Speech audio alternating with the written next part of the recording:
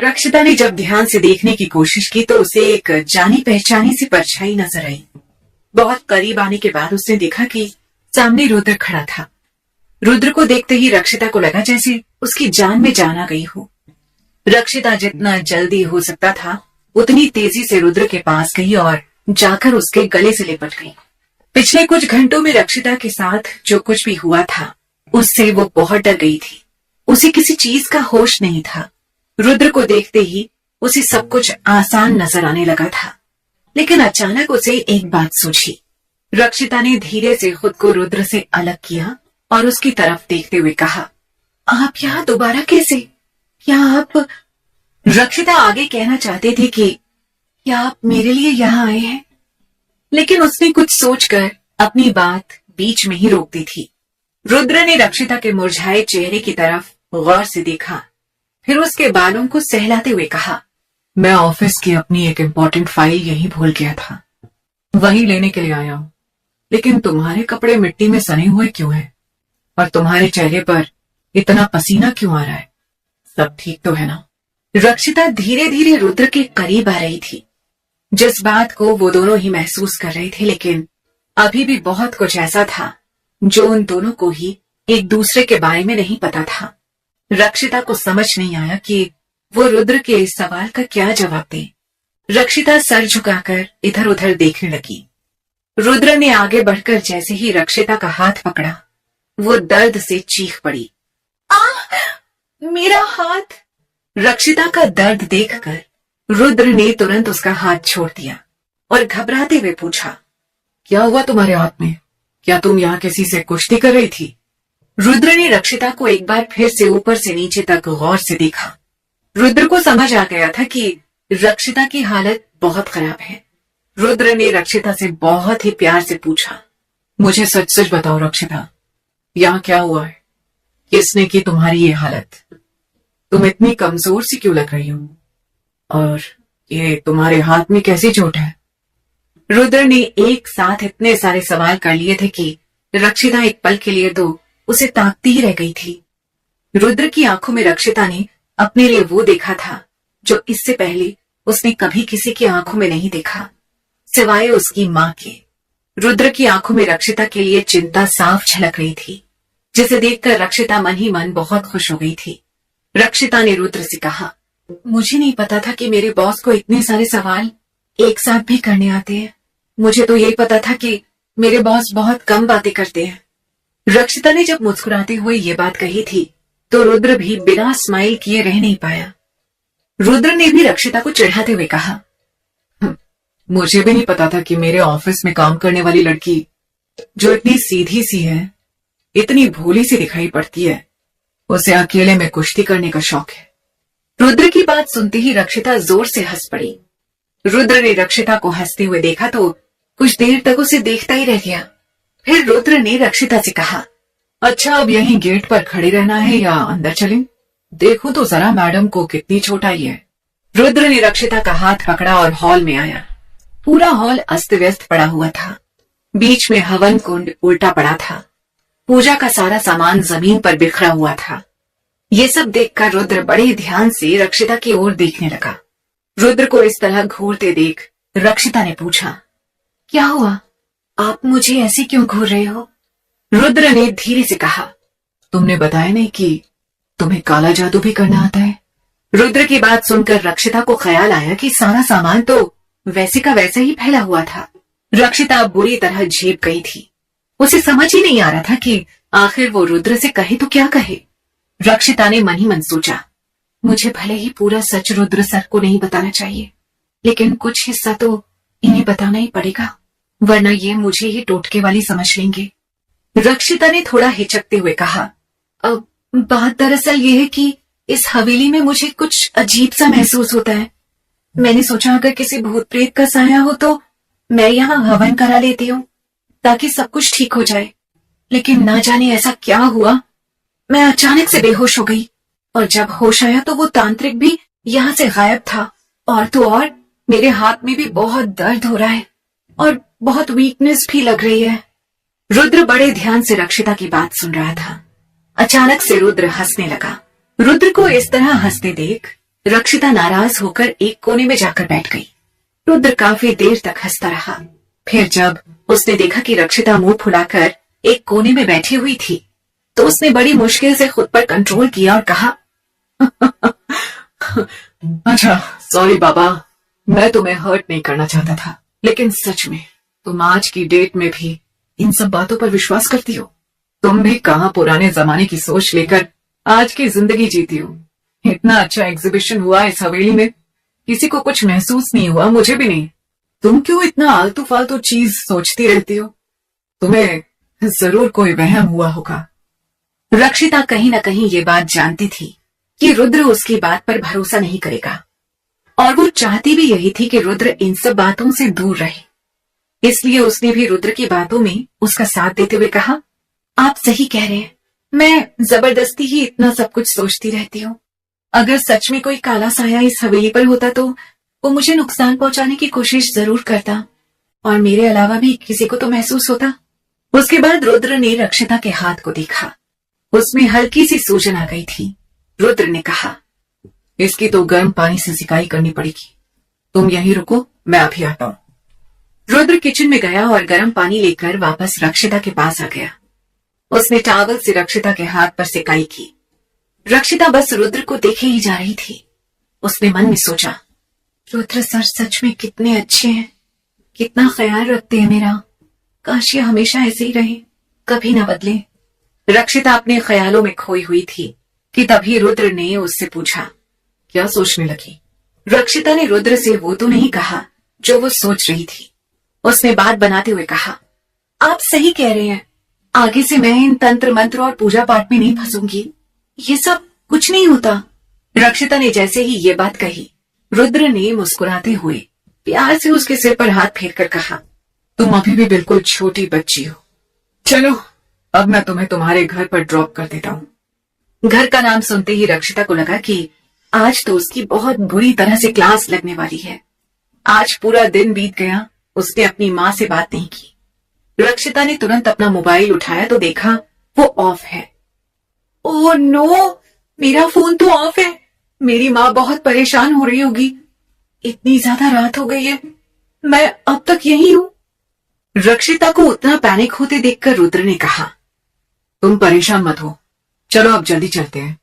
तुम गाड़ी में ही फोन चार्ज कर लेना और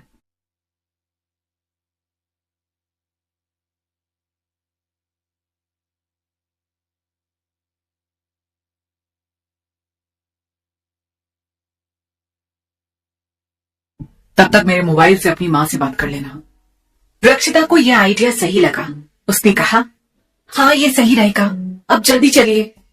इतना कहकर रक्षिता ने झुककर अपना बैग उठाया और रुद्र की कार में जाकर बैठ गई।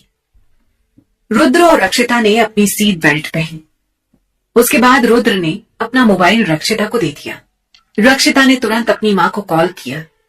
अक्षरा ने कॉल उठाते ही कहा, हेलो कौन? माँ मैं हूँ। रक्षिता की आवाज सुनते ही अक्षरा जोर जोर से रोने लगी। उसने रोते हुए कहा, कहाँ हो तुम? तुम्हें पता है मैं कितना परेशान थी, इस तरह से कोई करता है भला? हाँ। रक्षिता को इस वक्त खुद पर बहुत गुस्सा आ रहा था। उसने मन ही मन खुद को बहुत कोसा। फिर उसने अक्षरा से कहा, माँ मैं घर आकर सब बताती हूँ, मैं एकदम ठीक हूँ। ये नंबर रुद्र सर का है, वो मुझे घर पर ड्रॉप कर रहे हैं। अक्षरा से बात कर रक्षिता ने फोन वापस रुद्र को दे दिया और फिर वो दोनों चुपचाप घर की ओर जाने लगे। रक्षिता के दिमाग में थोड़ी देर पहले जो कुछ भी हुआ वो बहुत तेजी से दौड़ रहा था। रुद्र गाड़ी ड्राइव करते हुए बीच बीच में रक्षिता की ओर देख भी लेता था। अचानक से रुद्र ने अपना हाथ गियर पर से हटाकर रक्षिता के हाथ पर रख दिया था। रुद्र का इस तरह से हाथ रखना रक्षिता को इस समय बहुत अच्छा लग रहा था। रक्षिता ने भी कसकर रुद्र का हाथ पकड़ लिया था। थोड़ी देर बाद रक्षिता ने झुककर रुद्र के कंधे पर अपना सिर रख लिया। रुद्र ने भी गाड़ी ड्राइव करते हुए उसके माथे को चूम लिया। रुद्र के किस करने पर रक्षिता को जरा भी बुरा नहीं लगा, बल्कि उसने बहुत प्यार से कहा, पता नहीं क्यों आपके साथ रहते हुए मुझे डर नहीं लगता। रुद्र ये सुनकर मुस्कुरा पड़ा और फिर उसने अचानक चलती हुई कार में ब्रेक लगा दिया। रक्षिता को कुछ समझ नहीं आया। उसने रुद्र से पूछा, क्या हुआ, गाड़ी क्यों रोकी? रुद्र ने कहा, चलो मैं तुम्हें यहाँ की सबसे टेस्टी आइसक्रीम खिलाता। रक्षिता ये सुनकर बहुत खुश हो गई थी। वो दोनों आइसक्रीम की शॉप पर पहुंच गए थे और अपनी अपनी आइसक्रीम एंजॉय कर रहे थे। वहीं दूसरी ओर आसमान में अचानक से काले बादल फिर से छा गए। उनमें से एक बहुत ही खतरनाक सा चेहरा उमड़ता हुआ बाहर आया और उसने धरती पर रुद्र और रक्षिता को खुश देखकर गुर्राते हुए कहा, चलो ये बाजी तुम जीते, लेकिन जल्दी ही अपनी हार की तैयारी कर लो, क्योंकि मैं आ रहा हूँ। मैं हूँ तुम्हारा काल।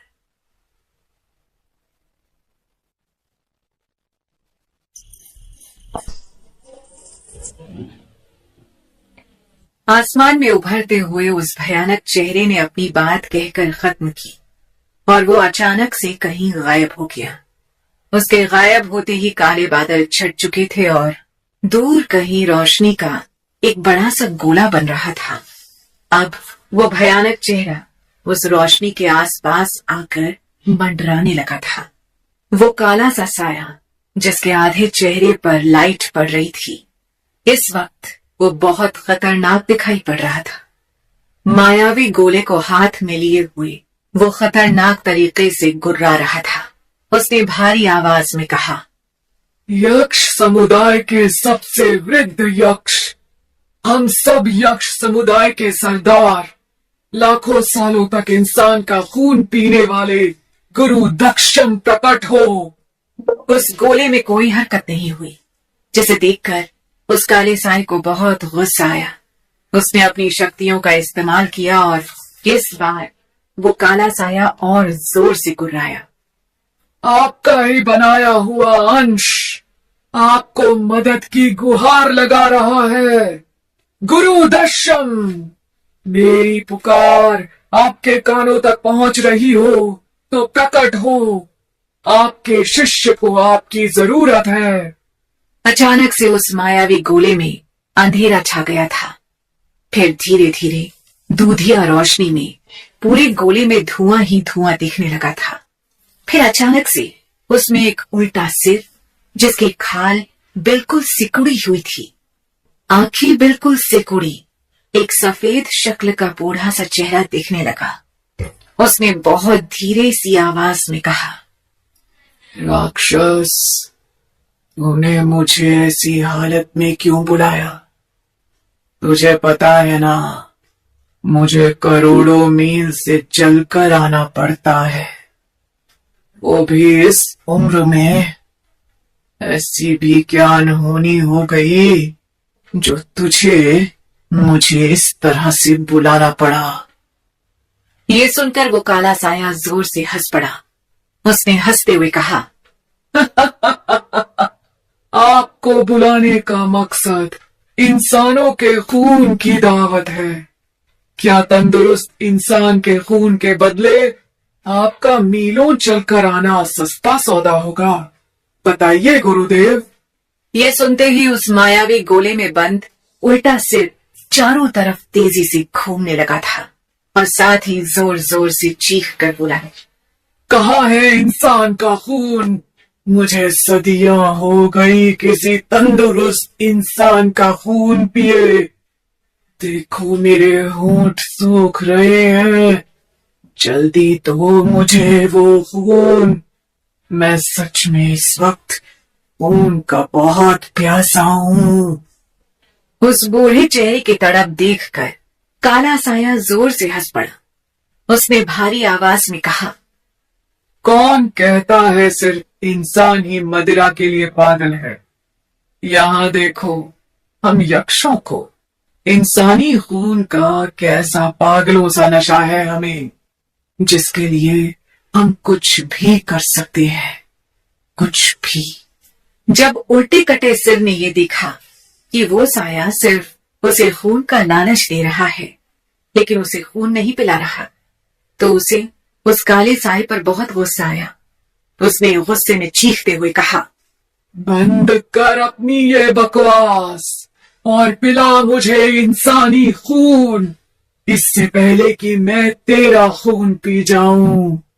अब मैं बिना खून पिए वापस नहीं जा सकता। तूने मेरी कमजोर नस को दबा दिया है। अब फालतू बातें मत कर, वरना अपनी जान से जाएगा, समझा? उस कटे हुए सिर ने जब उस काले साए को धमकाया तो कुछ देर के लिए वो सहम गया था। उसके बाद काले साए ने खून से भरा एक जार उठाया और मायावी गोले में डालने लगा। जैसे ही खून गोले में गिरा, उल्टा सिर उस खून को पीने लगा। उस काले साए ने खून का दूसरा जार उठाया, फिर से मायावी गोले में गिराने लगा। उल्टा सिर मायावी गोले में कूदने लगा था। उसने उस गोले के अंदर ही घूमते हुए कहा, इतना स्वादिष्ट लहू, और दो मुझे मेरे बच्चे। उसके बाद काले साए ने खून से भरे सैकड़ों जार उस मायावी गोले में गिरा दिए थे। जब सारे खून के जार खत्म हो गए तो अंत में उस साए ने गुरु दक्षम से कहा, ये थी गुरु दक्षम आपकी दावत, आपके शिष्य की तरफ से एक मामूली सी भेंट। अब यहाँ बुलाने का कारण भी जान लो। काले साए की बात सुनकर उल्टे सिर ने डकार मारते हुए कहा,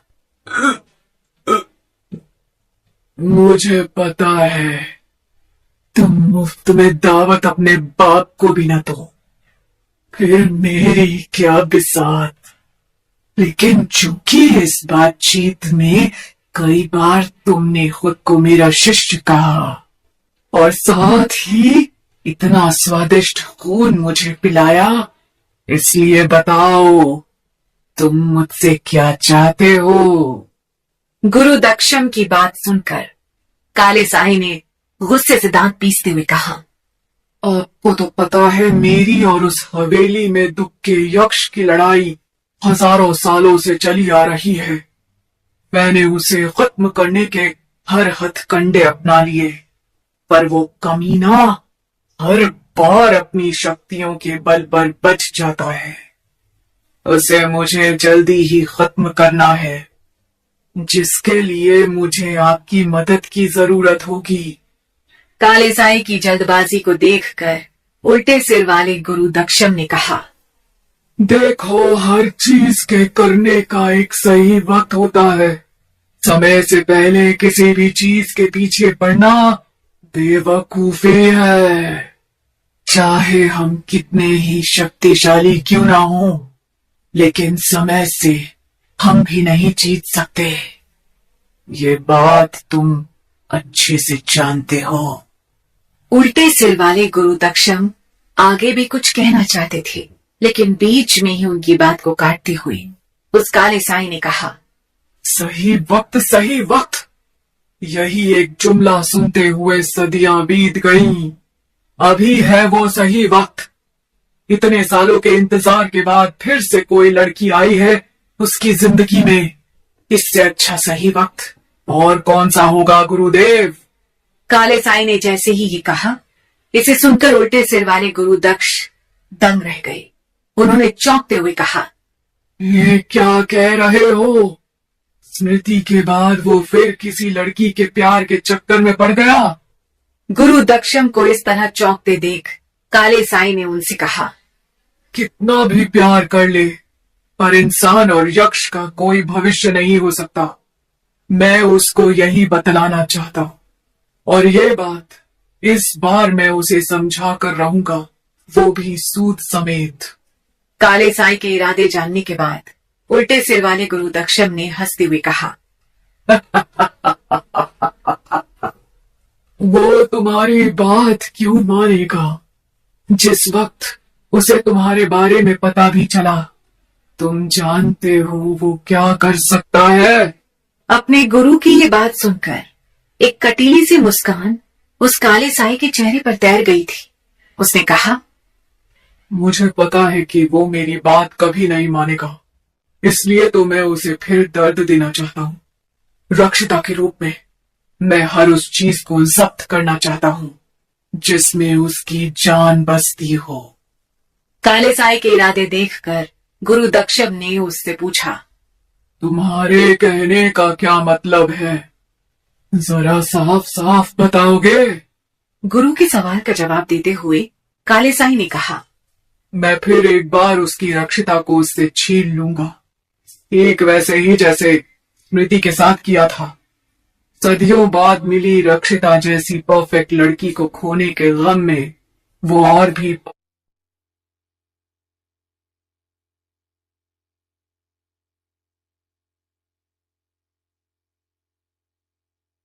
पागल हो जाएगा। फिर मैं उसे हमेशा के लिए इस जार में कैद कर लूंगा और बना लूंगा अपना गुलाम। उसके बाद उसकी जिंदगी का एक एक लम्हा मेरी गुलामी करते बीतेगा। यही है मेरा उद्देश्य और इसे मैं हासिल करके रहूंगा। काले साई की पूरी बात सुनने के बाद गुरु दक्षम जोर से हंस पड़े।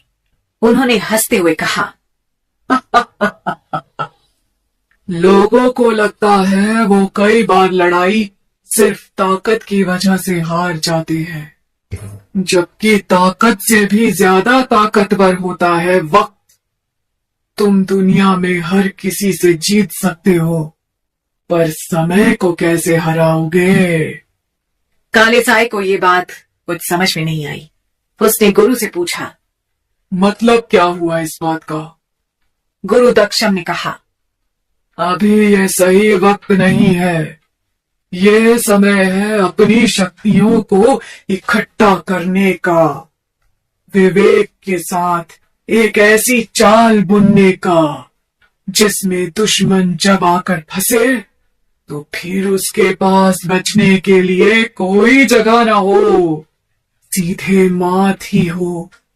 तुम जिस तरह से पगलाए हुए हो उससे तो तुम्हारी हार पक्की है। अगर समय के हिसाब से काम करोगे तो सफल होने से कोई नहीं रोक पाएगा। अब गुरु दक्षम की बात कुछ हद तक काले साई को समझ आ गई थी। उसने चिढ़ते हुए कहा, मैंने पूर्णिमा की रात को उसे खत्म करने का पूरा जाल बुन लिया था, पर वो कमीना फिर मेरे हाथों से फिसल गया। उसकी शक्तियां कुछ ज्यादा ही शक्तिशाली हैं। इस बात का अंदाजा मुझे आज हो गया। काले साई की बात सुनने के बाद गुरु दक्षम ने उसे बताया, वो कोई मामूली यक्ष नहीं है। उसका इतिहास बहुत पुराना है। उसके पास उसके पिता की दी हुई असीम शक्तियां हैं, जो पाताल तक के किसी यक्ष और राक्षस के पास नहीं है। काले साई ने दांत पीसते हुए कहा, मैं उससे भी ज्यादा ताकतवर हूँ। ये मैं साबित करके रहूंगा।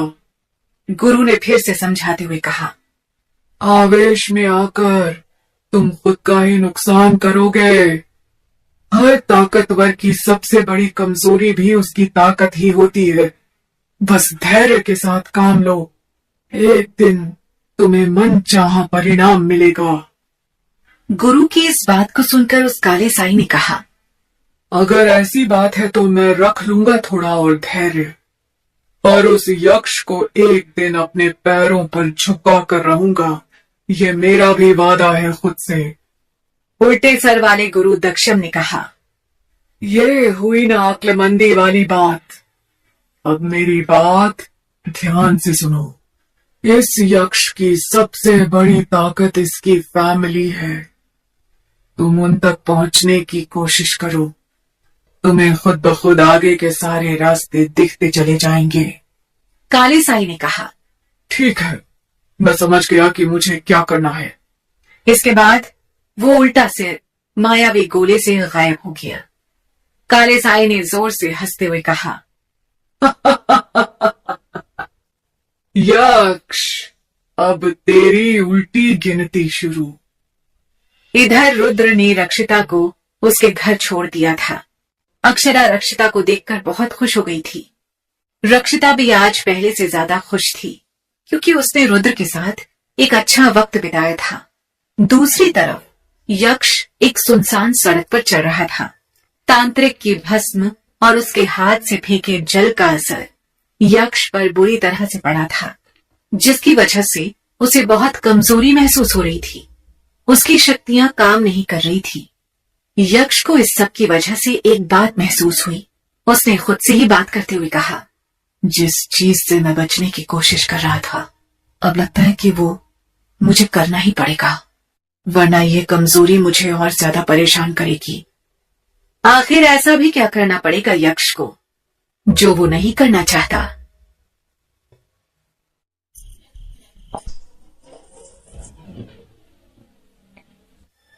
यक्ष को पहले की तरह नॉर्मल होने के लिए किसी का खून पीना पड़ेगा। उसे खून को पीने की तलब उठने लगी थी। उसे समझ नहीं आ रहा था कि वो आखिर क्या करे। यक्ष ने सड़क पर खड़े होकर देखा तो थोड़ी ही दूरी पर एक बस्ती दिखाई पड़ी। उसने सोचा, क्या करूं, इस बस्ती के अंदर जाता हूं और देखता हूं, क्या पता कोई मिल जाए जिसका खून पीकर मैं वापस से ठीक हो सकूं। यक्ष ने ये सोचते हुए बस्ती की तरफ कुछ कदम बढ़ाए ही थे कि अचानक से चलते हुए वो रुक गया। उसने कुछ सेकंड्स के लिए रुककर सोचा। उसने खुद से ही कहा, नहीं, मैंने पहले भी अपनी वजह से वैसे ही कई सारी परेशानियां खड़ी कर ली हैं। मैं नहीं चाहता कि फिर से कोई दिक्कत हो। वैसे भी वो तांत्रिक कह रहा था कि कोई हमारी ही दुनिया से आकर मुझे परेशान करना चाहता है। मैं अब कोई और गलती नहीं कर सकता। मुझे खुद पर काबू रखना ही होगा। ये ख्याल आते ही यक्ष ने अपना रास्ता बदल लिया। वैसे तो उसे इंसान का खून पीना था, लेकिन उसने तय कर लिया था कि वो अब इंसान का खून नहीं पिएगा। यक्ष हवा के बवंडर का रूप लेकर तेजी से जंगल की ओर निकल गया। यक्ष जंगल में पहुंच चुका था। उसने अपनी पैनी नजर से चारों ओर देखा। भले ही यक्ष इंसानों की दुनिया में एक आम इंसान बनकर रहता हो, लेकिन पशु पक्षी ये बात अच्छे से समझ चुके थे कि कोई उनके दुनिया में उन्हीं को नुकसान पहुंचाने के लिए आया हुआ है। जंगल में चारों ओर घोर सन्नाटा छाया हुआ था। यक्ष चारों ओर नजर घुमाकर देख रहा था कि उसे किसका शिकार करना है। तभी यक्ष की नजर झाड़ियों के पीछे पड़ी। वो जल्दी से उस ओर बढ़ा। झाड़ियों के पीछे उसने देखा कि एक कार पलटी हुई पड़ी है। ये देखकर यक्ष अचानक से खुश हो गया था। ये क्या, मुझे तो इस जंगल में भी लगता है इंसानों का खून पीने के लिए मिल जाएगा। यक्ष ने ये बात अपने मन में ही पुटपुटाई और तेजी से आगे बढ़ा। जब यक्ष ने कार को पलटा तो देखा कि उसमें एक औरत और एक बच्चा फंसा हुआ था। वो दोनों खून से लथपथ थे। ये देखकर यक्ष को खुद पर जरा भी कंट्रोल नहीं हो रहा था। उसने जल्दी से कार से उस बच्चे और उसकी मां को बाहर निकाला और जैसे ही उस औरत का खून पीने के लिए उसने अपने पहने दांत बड़े करके उसकी गर्दन की ओर बढ़ाए, उसे उस औरत में रक्षिता दिखाई पड़ी। ये देखकर यक्ष घबरा गया। उसने कहा, ये क्या, मुझे इस औरत में रक्षिता क्यों दिखाई पड़ रही है? इस तरह तो मैं इसका खून नहीं पी पाऊंगा। यक्ष ने जोर से अपने सर को झटका और कहा, ये कोई अनजान औरत है। वैसे भी ये ज्यादा देर तक जिंदा नहीं रहने वाली, तो क्यों ना मैं ही इसका खून पीकर इसे इस दर्द से हमेशा के लिए छुटकारा दे दूं। यक्ष दोबारा से उस औरत की तरफ बढ़ा ही था कि तभी उस बच्चे ने बेहोशी की हालत में कहा, मां, मां। यक्ष ये देखकर हैरान रह गया था कि ये बच्चा अभी तक जिंदा है। यक्ष धीरे से उस बच्चे की तरफ बढ़ा। खून से सने बच्चे को देखकर यक्ष खुद पर काबू नहीं कर पा रहा था। खून के लिए प्यासे दांत बार बार बाहर आकर यक्ष को इस बात के लिए मजबूर कर रहे थे कि वो उस बच्चे और उसकी मां दोनों का खून पी जाए। यक्ष इसी उधेड़ बुन में था कि उसे क्या करना चाहिए कि तभी उस औरत को हल्का सा होश आया। वो बस इतना ही बोल पाई, भाई साहब, मेरे बच्चे को बचा लीजिए। इतना कहने के बाद वो औरत फिर से बेहोश हो गई थी। यक्ष ने तय कर लिया था कि उसे क्या करना चाहिए। वो हवा की तरह वहां से गायब हो गया और एक पेड़ के पीछे जाकर छिप गया। उसकी आंखें अपने शिकार को ढूंढ रही थी। तभी एक बड़ा सा हिरण यक्ष को दिखाई पड़ा। वो अब अपने असली अवतार में आ चुका था। उसके लंबे लंबे दांत खून के प्यासे थे। यक्ष ने उस हिरण पर हमला किया और देखते ही देखते उस हिरण ने अपना दम तोड़ दिया। यक्ष ने जी भरकर उस हिरण का खून पिया। थोड़ी देर के बाद जब यक्ष की आत्मा संतुष्ट हो गई तो उसने चैन की सांस ली और कहा, अब जाकर मैं वो काम करता हूँ जो मुझे इस इंसानी दुनिया से जोड़े रखता है। यक्ष उठ खड़ा हुआ। उसकी कमजोरी अब पूरी तरह से गायब हो चुकी थी। उसने अपनी शक्तियों का इस्तेमाल करना चाहा तो देखा कि अब वो एकदम सही हो चुका था। यक्ष ने फिर से हवा का रूप लिया और उस औरत के पास आया। यक्ष ने अपनी शक्तियों से उस औरत और उसके बच्चे को इस हद तक ठीक कर दिया था कि उन्हें हॉस्पिटल पहुंचाया जा सके। उसने उन दोनों को अपने एक एक हाथ में उठाया और हवा में उड़ता हुआ हॉस्पिटल के सामने रुक गया। चारों तरफ अच्छे से देखते हुए यक्ष ने कहा, इससे पहले कि कोई मुझे ये करते हुए देख ले, उससे पहले ही मुझे अपना काम करना होगा। यक्ष तेजी से उड़ता हुआ हॉस्पिटल के गेट पर पहुंचा और जब उसने देखा कि गेट पर कोई नहीं है तो उसने उस औरत और उस बच्चे को उसी गेट पर लिटा दिया। आसपास के लोग जो अपने अपने कामों में बिजी थे, जब उन्होंने एक औरत और उसके बच्चे को खून से सना हुआ इस हालत में देखा तो सभी उसकी ओर भागे। अरे देखो, बचाओ उसे। यक्ष ने अपना काम कर दिया था। वो ये सब रक्षिता के लिए कर रहा था ताकि वो खुद को उसके काबिल बना सके। इधर रक्षिता सुबह थोड़ी देरी से उठी। आंख खुलते ही उसने घड़ी पर नजर डाली तो उसकी नींद अचानक से छूमंतर हो गई। उसने कहा, अरे ये तो बहुत देर हो गई, मुझे ऑफिस जाना है। रक्षिता जल्दी से अपने बेड से उठी और तैयार होकर बाहर आई। रक्षिता को तैयार देखकर अक्षरा ने नाराज होते हुए कहा, वाह, फिर से जाने के लिए तैयार। कल रात को तुम कहाँ थी, क्या हुआ था, ये सब कौन बताएगा मुझे। ये सुनते ही रक्षिता अपनी माँ से लिपट गई। उसने कहा, माँ, ऑफिस के लिए लेट हो रही हूँ, आज शाम को वापस आकर सब बताती हूँ। इतना कहकर रक्षिता अपने घर से निकल गई। थोड़ी ही देर में रक्षिता जैसे ही ऑफिस पहुंची उसने देखा रुद्र ऑफिस के बाहर ही खड़ा है। उसे देखते ही रक्षिता के चेहरे की रौनक बढ़ गई थी। रक्षिता रुद्र की तरफ बढ़ी और उसके पास आकर बोली, क्या बॉस, आज आप बाहर खड़े होकर काम करने वाले हैं या फिर किसी का इंतजार कर रहे हैं? सच तो यह है कि रक्षिता यही सुनना चाहती थी कि रुद्र उससे कहे, हाँ, मैं तुम्हारा ही इंतजार कर रहा था। लेकिन रुद्र ने रक्षिता से कहा, हमें आज एक मीटिंग के लिए जाना है। नमन छुट्टी पर है, इसीलिए तुम मेरे साथ चलोगी। तुमने आने में देरी कर दी, इसलिए मैं बाहर आकर खड़ा हो गया था। रुद्र ने जिस टोन में रक्षिता से बात की तो उसे लगा कि इस वक्त रुद्र सच में उसका बॉस है। रक्षिता ने सर नीचे कर लिया और कहा, ओके सर, चलिए। रुद्र ने रक्षिता की तरफ एक फाइल बढ़ाई और कहा, इसे पकड़ो। इसे क्या मैं पकड़ूंगा? रक्षिता ने घबराते हुए कहा, नहीं, सॉरी सर, मैंने ध्यान नहीं दिया। रुद्र ने रक्षिता की बात का कोई जवाब नहीं दिया और गाड़ी की तरफ इशारा करके आगे बढ़ गया। रक्षिता भी रुद्र के पीछे पीछे भागी। गाड़ी में बैठते ही रक्षिता सोचने लगी, ये अचानक से रुद्र सर को क्या हो गया है? अभी कल तो इतने प्यार से पेश आ रहे थे और आज अचानक से बॉस बन गए।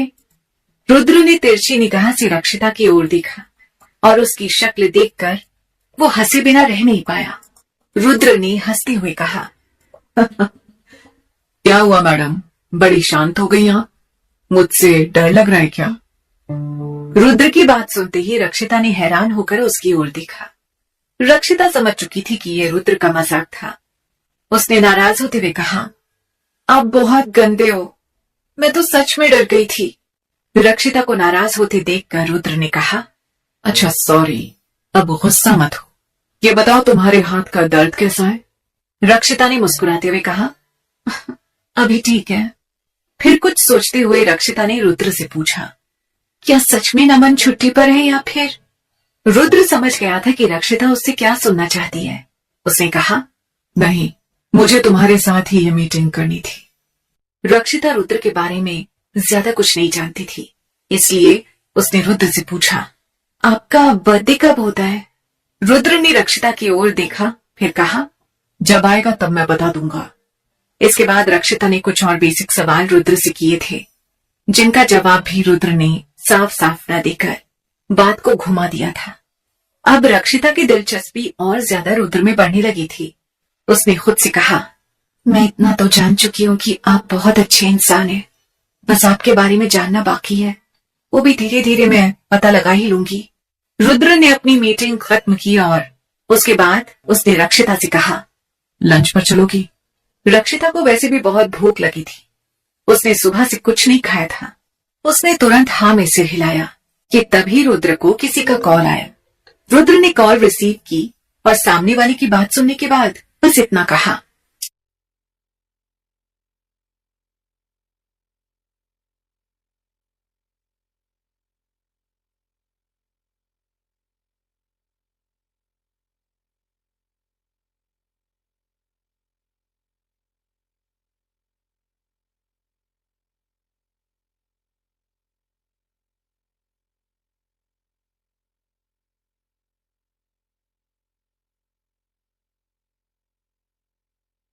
ठीक है, मैं बस तुरंत यहां से निकल रहा हूं।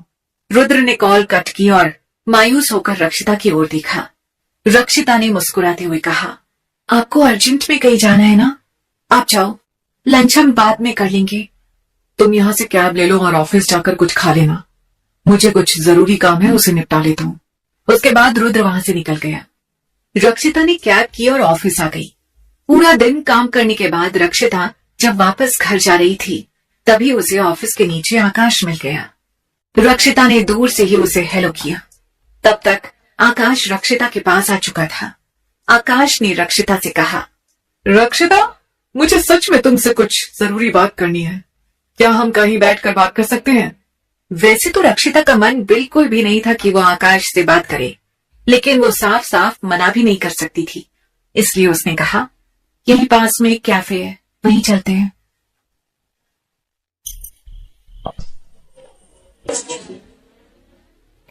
रक्षिता को इस बात का डर सताने लगा था कि कहीं आकाश उसे प्रपोज तो नहीं करने वाला।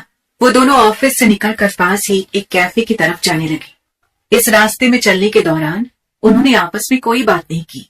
ऐसा लग रहा था मानो दोनों खुद में ही इतने मशगूल हैं कि इन्हें याद ही नहीं कि इनके साथ भी कोई चल रहा है। कैफे पहुंचकर वो दोनों कॉर्नर की एक सीट पर बैठ गए। बैठते ही रक्षिता ने आकाश से पूछा, हाँ तो बताओ तुम, क्या जरूरी बात करनी है तुम्हें? आकाश अचानक इस सवाल से हड़बड़ा गया था। उसे बिल्कुल भी इस बात का अंदाजा नहीं था कि रक्षिता इतनी डायरेक्ट तरीके से उससे सवाल करेगी। उसने हकलाते हुए कहा, अब नहीं, ऐसी कोई खास बात नहीं है। मतलब मैं दरअसल एक बहुत जरूरी बात तुम्हें बताना चाहता था। रक्षिता को जिस बात का अंदेशा था उसकी महक अभी से उठने लगी थी। इसलिए रक्षिता ने पहला दांव खेलते हुए कहा, बिल्कुल, हम एक अच्छे दोस्त हैं, तो तुम मुझसे अपनी बात शेयर कर सकते हो। तुम्हें ज्यादा सोचने की जरूरत नहीं है। तुम जो चाहो वो मुझसे बात कर सकते हो। आकाश ने जब दोस्त वाली बात सुनी तो उसका पूरा जोश ठंडा हो गया। उसने बात को संभालते हुए कहा, हाँ वो भी है। अच्छा, पहले तुम खाने के लिए तो कुछ ऑर्डर कर दो, तब तक मैं अपनी बात को कहने का कोई तरीका भी ढूंढ लूंगा कि मैं कहां से शुरू करूं। रक्षिता जल्दी से जल्दी उस कैफे से निकलना चाहती थी, लेकिन वो बिना वजह आकाश को हर्ट भी नहीं कर सकती थी। इसलिए उसने गहरी सांस ली और कहा, ठीक है, मैं तब तक कुछ ऑर्डर कर लेती हूँ। Take your time, no problem. Rakshita के चेहरे पर एक स्माइल थी जिसे देखकर कोई भी बता सकता था कि ये एक फेक स्माइल है, लेकिन रक्षिता उसी स्माइल के साथ आकाश के साथ उस कैफे में बैठी थी। रक्षिता ने थोड़ी देर तक मेन्यू को इधर उधर पलट कर देखा, फिर वेटर को पास आने का इशारा किया और कहा, एक प्लेट हनी पोटैटो, एक स्प्रिंग रोल और 2 लेमन जूस। वेटर ऑर्डर लेकर चला गया। रक्षिता ने आकाश की ओर देखकर पूछा, तुम्हें और कुछ तो ऑर्डर नहीं करना था ना? आकाश ने ना में सिर को हिला दिया।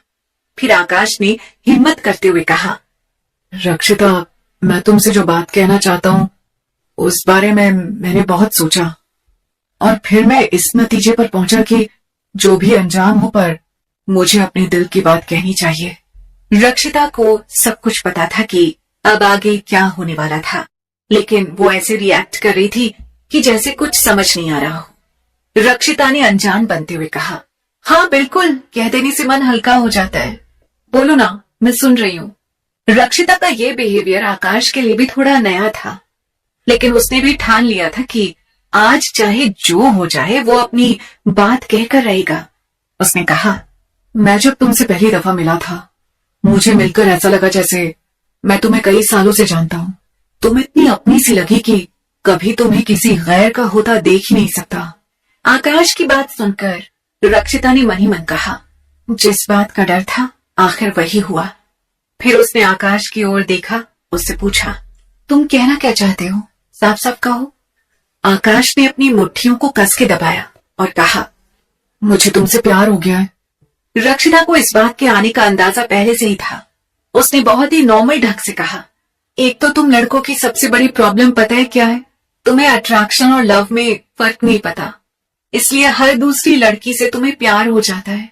आकाश को जैसे ये बात बिल्कुल अच्छी नहीं लगी। उसने तुरंत रक्षिता को जवाब देते हुए कहा, देखो मैं कोई 12वीं में पढ़ने वाला लड़का नहीं हूँ जो हर लड़की के पीछे दीवाना हो जाऊं। मुझे प्यार और अट्रैक्शन दोनों खूब समझ में आते हैं, और तुम जो कुछ भी कहो पर प्यार का रास्ता अट्रैक्शन से होकर ही जाता है। आकाश की पूरी बात शांति से सुनने के बाद रक्षिता ने कहा, हाँ लेकिन हर अट्रैक्टिव चीज आपका प्यार तो नहीं बन सकती। आकाश ने जवाब दिया, पर अगर प्यार ही बहुत अट्रैक्टिव हो तो कोई क्या करे।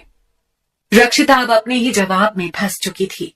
उसने अपना बचाव करते हुए कहा, फिर तो ये बात तभी बनेगी कि जिससे प्यार हो वो भी उतनी ही शिद्दत से तुम्हें प्यार करे। आकाश ने कहा, इसी सवाल का जवाब पाने के लिए तो मैं तुम्हें यहाँ लेकर आया हूँ। रक्षिता अचानक से सकपका गई थी। उसे समझ नहीं आ रहा था कि वो क्या बोले। फिर भी उसने कहा, देखो अगर मेरे कॉन्टेक्स्ट में बात करोगे तो मेरी तरफ से तुम्हारे लिए ऐसी कोई फीलिंग्स नहीं है। Don't mind but sorry. Aakash ने कहा, तो क्या तुम किसी और से प्यार करती हो? एक बार को तो रक्षिता को लगा कि वो कह दे, हाँ मैं रुद्र से प्यार करती हूँ, लेकिन अगले ही पल उसने कुछ सोचकर कहा, फिलहाल अभी तो ऐसा नहीं है, लेकिन जब कभी होगा तो मैं तुम्हें सबसे पहले बताऊंगी। आकाश को ये सुनकर सुकून मिला कि फिलहाल अभी ये एंगेज नहीं है। वो मुस्कुराते हुए बोला, ठीक है, फिर मैं उस दिन का इंतजार करूंगा जब तुम खुद ये खुशखबरी अपने मुंह से सुनाओगी। और प्लीज मेरी बातों का बुरा मत मानना, मेरे दिल में जो था वो मैंने तुमसे कह दिया। रक्षिता ने कहा, मैंने तुम्हें हमेशा एक दोस्त की नजर से ही देखा है, तो सॉरी, मेरे अंदर तुमको लेकर कोई फीलिंग नहीं है। आकाश ने कहा, इट्स ओके, भले ही हम इस रिश्ते में नहीं है पर हम हमेशा एक अच्छे दोस्त बनकर तो रह ही सकते हैं ना। रक्षिता ने मुस्कुराते हुए कहा, बिल्कुल, अब से तन्वी के बाद तुम मेरे सबसे खास दोस्त बन गए हो। रक्षिता के मुंह से ये बात सुनकर आकाश को अच्छा लगा था। उसके बाद आकाश रक्षिता को उसके घर तक छोड़ने के लिए आया। रक्षिता जब घर पर आई तो उसने देखा कि अक्षरा दरवाजे पर आंखें टिकाए बैठी हुई थी। रक्षिता ने अक्षरा से कहा, माँ तुम्हें क्या हो गया है, ऐसे दरवाजे पर टकटकी लगाए क्यों बैठी हो? अक्षरा ने जैसे ही रक्षिता को देखा उसकी आंखों में चमक आ गई। अक्षरा ने झूठी नाराजगी जताते हुए कहा, जब बच्चे बड़े हो जाएं और अपनी माँ से बातें छिपाने लगे तो दुनिया की सारी माँओं का यही हाल होता है। रक्षिता समझ गई कि अक्षरा की बात के पीछे का मतलब क्या है। रक्षिता ने अक्षरा का हाथ पकड़ा और कहा, मैं भला क्यों आपसे कुछ छिपाने लगी? आपको यही जानना है ना कि कल पूरा दिन और इतनी रात तक मैं कहाँ थी? अक्षरा ने रक्षिता की तरफ देखा और इमोशनल हो गई। उसने अपने आंसू पोंछते हुए कहा, वो अगर तुम नहीं भी बताना चाहती तो कोई बात नहीं, बस ये बता दो कि तुम ठीक तो थी ना, किसी खतरे में तो नहीं फंस गई थी। रक्षिता ने एक गहरी सांस ली और अक्षरा को वो कल हुई सारी घटना डिटेल्स में सुनाई। अक्षरा वो सब सुनकर हैरान नजरों से बस रक्षिता को देखे जा रही थी। जब सारी बातें अक्षरा ने सुन ली तो उसने रक्षिता से कहा, कल मैं इतना डर गई थी कि एक गलती मुझसे भी हो गई। ये सुनकर रक्षिता ने पूछा, क्यों, क्या हुआ कल? अक्षरा ने कहा, कल जब तुम्हारी कोई खबर नहीं मिल रही थी तो मैं तन्वी के घर गई थी। उसके बाद अक्षरा ने भी वो सारी बातें रक्षिता को बताई जो कल उसके साथ हुई थी। सब कुछ सुनने के बाद रक्षिता ने अक्षरा से कहा, माँ आप मेरी इतनी चिंता मत किया करो, और अब तो रुद्र सर भी है मेरे साथ। रक्षिता ये बात फ्लो में कह गई थी, लेकिन अक्षरा समझ चुकी थी कि रक्षिता रुद्र को सिर्फ अपना बॉस तो नहीं मानती है। अक्षरा ने बड़े प्यार से रक्षिता से कहा, बेटा अगर तुम रुद्र को पसंद करती हो तो मुझे बता सकती हो। ये सुनते ही रक्षिता ने एक गहरी सांस ली और कहा, माँ, ये सच है कि इन दिनों हम दोनों काफी करीब आ गए हैं। मुझे वो पसंद भी है, लेकिन मैं इमोशनल होकर इसके बारे में डिसीजन नहीं ले पाऊंगी। रक्षिता ने जब ये बात कही तो अक्षरा ने उससे पूछा, लेकिन क्यों?